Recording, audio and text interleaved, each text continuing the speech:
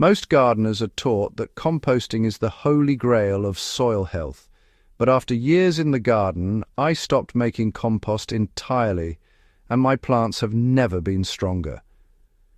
Before we get into the how and why, make sure you subscribe to the Evergreen Garden channel and drop a comment below telling me what you currently use to feed your soil, because this method challenges everything you've been told and it works shockingly well. Why traditional composting wastes time, energy, and nutrients is something few gardeners are willing to admit. Compost piles demand constant turning, moisture control, carbon to nitrogen balancing, and months of waiting before you see results. In hot climates, compost can dry out and stall, while in wet climates, it turns anaerobic and smelly. Even when done right, compost loses nitrogen to the air and leaches nutrients every time it rains. After doing this for years, I realized I was putting in massive effort just to return nutrients that nature already knows how to recycle more efficiently. The lazy trick that replaced compost entirely is direct soil feeding through surface decomposition. Instead of composting in a pile, organic matter is fed directly to the soil where plants grow, letting microbes, fungi, insects, and worms do the work in place. This mimics how forests build soil naturally, without turning, without piles, and without delays. Leaves fall, branches break down, roots decay, and soil life converts everything exactly where nutrients are needed. How surface feeding builds richer soil faster than compost ever could becomes obvious once you understand soil biology. When organic matter is left on the soil surface, fungi colonize it first, followed by bacteria and decomposers. Fungal networks move nutrients laterally and vertically, feeding plant roots directly. Compost piles break these networks repeatedly through turning and relocation.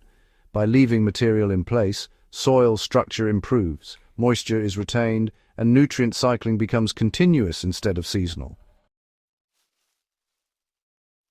So what materials work best for lazy composting? And, how to layer them properly actually matters more than people think. Kitchen scraps like vegetable peels, fruit, waste, coffee grounds, and even crushed eggshells can be applied directly to the soil, just as long as they're covered. Garden waste, such as weeds before they've gone to seed-chopped leaves, grass clippings, and prunings, all break down beautifully when spread thinly. The ideal working ratio is roughly 3 parts dry material to 1 part fresh green waste. For example, if you apply 1 bucket of vegetable scraps, you'll want to cover it with 3 buckets of dry leaf straw or shredded cardboard to, prevent smells and pests. Now, how to apply this method in vegetable beds without attracting pests is, honestly, where many gardeners hesitate. The key really is burial depth and coverage. Kitchen waste should be buried at least 5 to 8 centimeters deep or, fully covered with mulch. In raised beds, scraps can be tucked between plants, then covered with soil and topped with mulch. In open ground, a shallow trench between rows works perfectly. Rodents and flies, well, they lose interest when oxygen is limited and the material is balanced with dry carbon.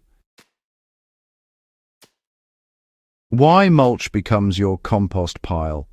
Replacement is actually central to this approach.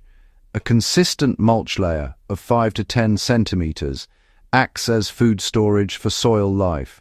Straw, dried grass, shredded leaves, wood chips, or banana leaves all work rather well. As mulch breaks down, nutrients are released slowly, preventing leaching and feeding plants continuously. In hot regions, mulch can reduce watering needs by half while keeping soil temperatures stable, which compost alone just can't achieve. How liquid feeds amplify this lazy system without extra work is where results become visible fast. Instead of compost tea, simple fermented plant juices or diluted animal manures work exceptionally well. A basic ratio is 1 part fermented plant extract to 20 parts water, applied to soil every 2 to 3 weeks.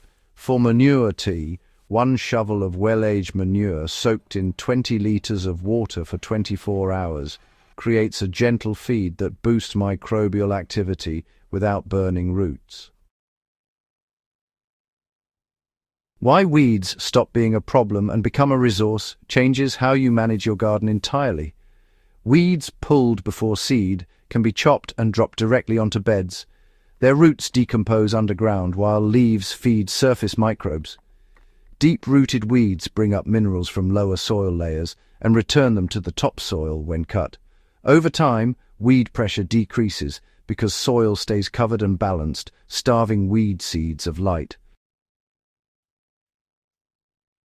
How this method improves soil structure and drainage without digging is something compost piles cannot do alone.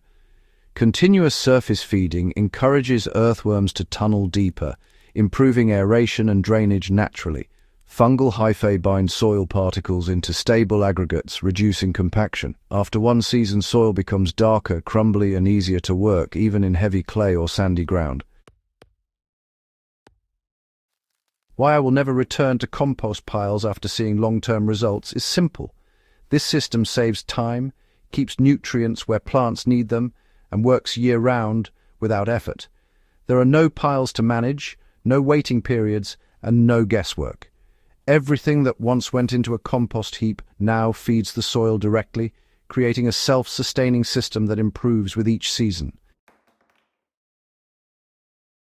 If this approach changed how you think about soil, make sure you subscribe to Evergreen Garden, share this video with a fellow gardener who's still turning compost piles, and leave a comment below about your biggest composting frustration. This is how real soil health is built, and once you switch, you won't go back.